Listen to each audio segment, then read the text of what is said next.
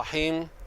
الحمد لله رب العالمين، والصلاة والسلام على سيد المرسلين. يقول الله تبارك وتعالى في محكم تنزيله: محمد رسول الله والذين معه أشداء على الكفار رحماء بينهم تراهم ركعا سجدا يبتغون فضلا من الله ورضوانا. ما أروع هذا الوصف القرآني الذي وصف به صحابة النبي صلى الله عليه وسلم، أنهم أشداء في موطن الشدة ورحماء بينهم. أشداء على من؟ أشداء على الكفرة الذين يستحقون القتل، فإن النبي صلى الله عليه وسلم هدر دماء أقوام ولو تعلقوا بأستار الكعبة.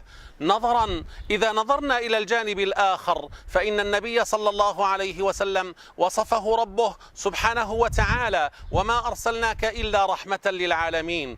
أخي المجاهد، ينبغي أن تعلم أين تستخدم الرحمة وأين تستخدم الشدة، فلا ينبغي أن تستخدم شدة على إخوانك، لا ينبغي أن تستخدم الشدة وسلاحك على إخوانك وأهلك، لأن الله سبحانه وتعالى أمرك أن تكون رحيما بهم، قدوة بصحابة النبي صلى الله عليه وسلم، رحماء بينهم. وأما شدتك فينبغي أن تكون على الكفرة في الجبهات في مواطن القتال، أن تكون شديدا. ما أروع هذا! محمد رسول الله والذين معه أشداء على الكفار رحماء بينهم تراهم ركعا سجدا. يشير الله سبحانه وتعالى إلى صلة بينك وبينه، أن تكون دائم الصلة مع الله، أن تكون دائم السجود.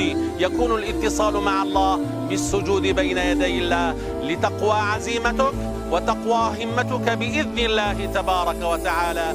أسأل الله لك الخير، وأن تميز أين مواطن الشدة وأين مواطن الرحمة. حفظك الله وبارك الله فيك.